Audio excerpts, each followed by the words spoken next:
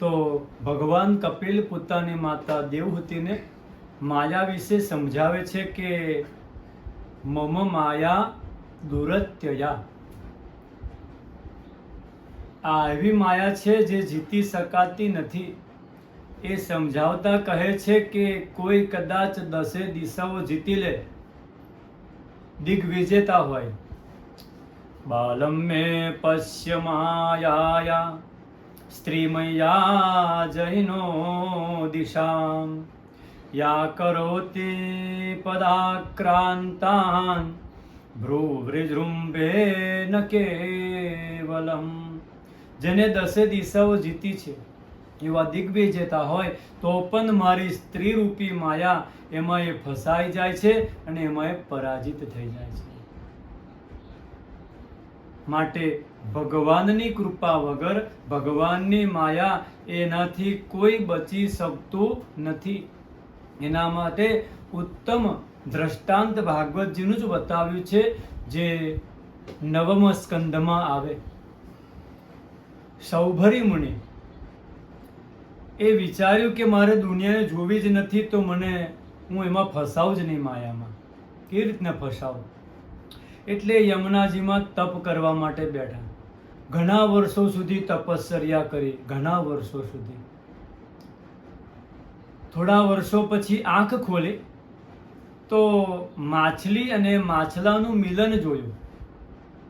એમનું કામ પ્રબળ થયું. વૃદ્ધાવસ્થા છે એ યમુનાજીમાંથી નીકળ્યા, સીધા માંધાતા રાજાને ત્યાં ગયા.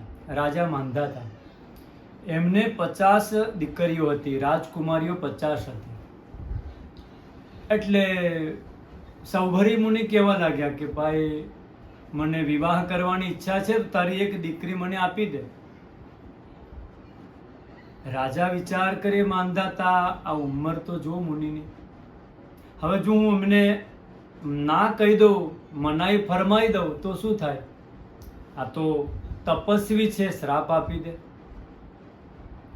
અને હા કહું કે એક દીકરી મારી આપું તમને, તો મારી દીકરીની હાલત શું થાય? એની ઉંમર માંડ હજુ 5-25 વર્ષ, અને વૃદ્ધની સાથે. એટલે એમને એક યુક્તિ વિચારી કે મુનિ, અમારે તો મોટાભાગે એવું હોય કે સ્વયંવર હોય, એટલે સ્વયંવરની અંદર સ્વયં કન્યા જ એ વરને પસંદ કરે. તો તમે એક કામ કરો, એ જે દીકરીઓ છે ને, તમે ત્યાં જજો, તમને જે પસંદ કરે એની સાથે તમારે વિવાહ કરીશું. રાજાને એમ કે આવા વૃદ્ધને કોણ પસંદ કરશે? તો એ વખતે સૌભરી મુનિ એ જ્યારે અંદર પ્રવેશ કર્યો, જ્યાં કન્યાઓ રાજકુમારીઓ બેઠેલી છે, તો એ વખતે એમને એવું રૂપ ધારણ કર્યું કે કામદેવ પણ શરમાઈ જાય એવું ઉત્તમ નવ યુવાનનું રૂપ ધારણ કર્યું. અંદર પ્રવેશ કર્યો. બધી રાજકુમારીઓ જોઈ કે ઓહો કેવા સુંદર છે.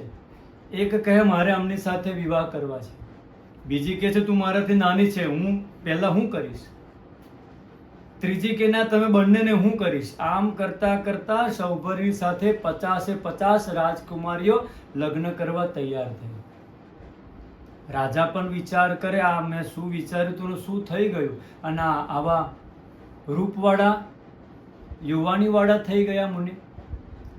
તો આજે સૌભરી 50 રાજકુમારીઓ સાથે વિવાહ કરે છે, 50 રાજમહેલ બનાવે છે, અને એ 50ને ત્યાં અલગ અલગ સ્વરૂપમાં, એક જ સ્વરૂપમાં રહે છે.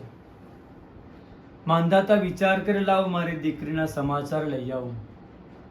એક દીકરીને ત્યાં ગયા. દીકરી કેમ છે? બધું બસ પિતાશ્રી બધું બરાબર છે, પણ એક દુઃખ છે કે આ તમારા જમાઈ છે ને, એ એક ક્ષણ પણ મને છોડીને જતા નથી. બીજી રાજકુમારીને ત્યાં ગયા. બેટા તારે કેમ છે? બધું બરાબર છે? મને બધું બરાબર છે પિતાશ્રી, પણ મને એક જ દુઃખ છે કે તમારા જમાઈ મને એક ક્ષણ પણ છોડીને જતા નથી. આ સમજાવે છે કે આ સૌભરી મુનિએ 50 રૂપ ધારણ કર્યા અને 50 રાજકુમારીઓની સાથે વિહાર કર્યો. અને આ 5000 સંતાનોની ઉત્પત્તિ કરી સૌભરી મુનિએ. અને સૌભરી અંતે વિચારે, આ મેં શું કર્યું? અહો ઇમામ પશ્યતે વિનાશમ, હું કેવો હતો, કેવો થઈ ગયો, આ માયા મને ક્યાં ફસાવી. અને અંતે બધું છોડી અને મુનિ પાછા યમુનાજીમાં તપ કરવા માટે ગયા. એટલે જ કહે છે ભગવાન કે માં સાંભળો, મમ માયા દુરત્યયા, મારી માયા એના કોઈ પાર પામી શકતું નથી. ફક્ત ભગવાનની શરણાગતિ જ છે જે માયાથી બચાવે છે. કેમ? તો ભગવાન એ માયાના પતિ છે. આવો ઉત્તમ ઉપદેશ સાંભળ્યો માતા દેવહૂતિએ. વિચાર કર્યો કે શું સુંદર ઉપદેશો મને મારા દીકરાએ આપ્યા છે.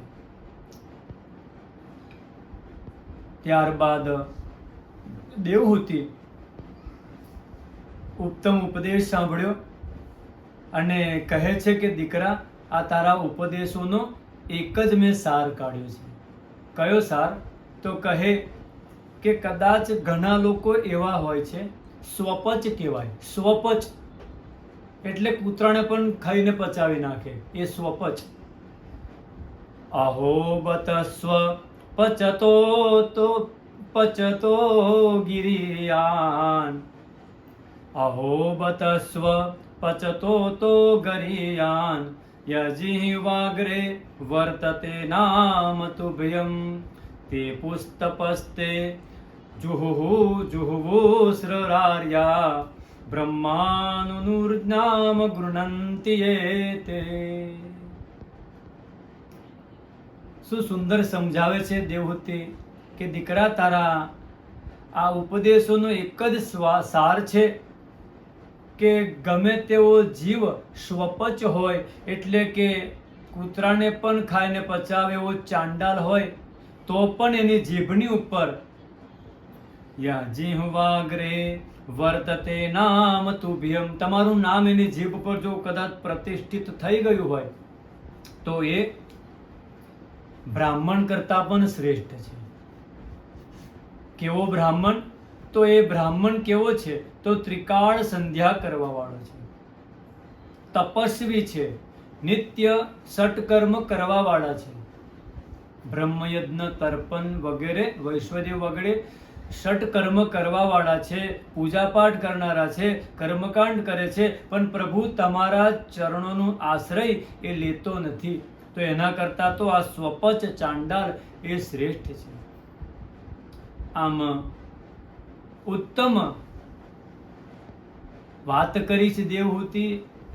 આમ કહેતા માતા દેવહૂતિ ભગવાનમાં ધ્યાનમાં મગ્ન થઈ ગયા અને ભગવાનના પ્રેમમાં એટલા બધા ડૂબી ગયા કે પોતાનું શરીર જ આખું સરિતામાં પરિવર્તિત થયું.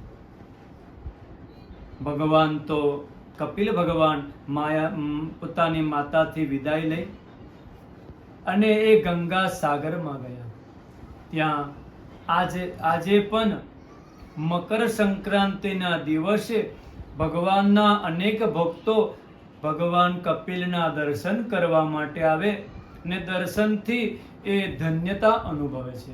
બોલો કપિલ ભગવાન કી જય. આ ભગવાન કપિલ અને એમની માતા દેવહૂતિ, એનો આ સંવાદ, એનું નામ છે કપિલ ગીતા, જે તૃતીય સ્કંદમાં આપણે શ્રવણ કરી. આનું પાઠન કરો, પઠન કરો, શ્રવણ કરો તો ભગવાનમાં ભક્તિ દ્રઢ થાય છે અને અંતે શ્રી હરિના ચરણારવિંદને પ્રાપ્ત કરે છે. આ તૃતીય સ્કંદ આપણે ઠાકોરજીને સમર્પિત કરીએ અને હવે આપણે ચતુર્થ સ્કંદમાં પ્રવેશ કરીશું. કૃષ્ણ કનૈયા લાલ કી જય.